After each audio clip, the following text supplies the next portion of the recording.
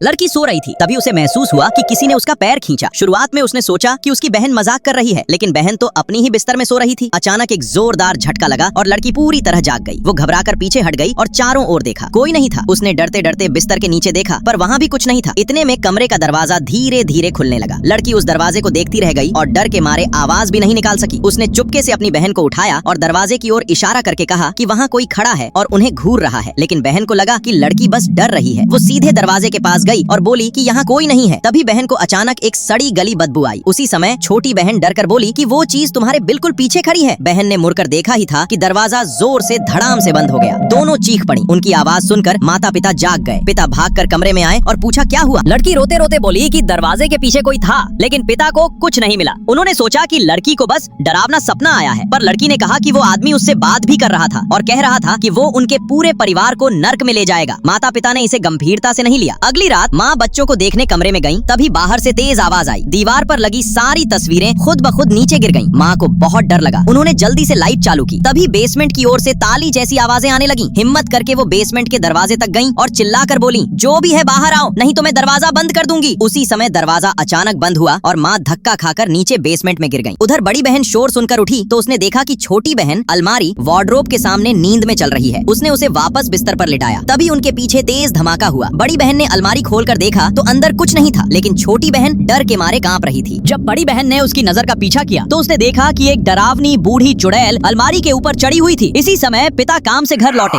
और चीखें सुनकर अंदर दौड़े। उन्होंने पहले बेसमेंट से अपनी पत्नी को निकाला, फिर ऊपर भागकर बड़ी बेटी को शांत किया जो जमीन पर तड़प रही थी। अब पिता को समझ आ गया था कि इस घर में कुछ बहुत बुरा हो रहा है। अगले दिन उन्होंने भूत प्रेत भगाने वाले विशेषज्ञों को बुलाया। जैसे ही वे घर में प्रवेश हुए, उन्हें तुरंत एक भयानक बुरी शक्ति का एहसास हुआ और असली डरावनी कहानी तो अब शुरू होने वाली थी।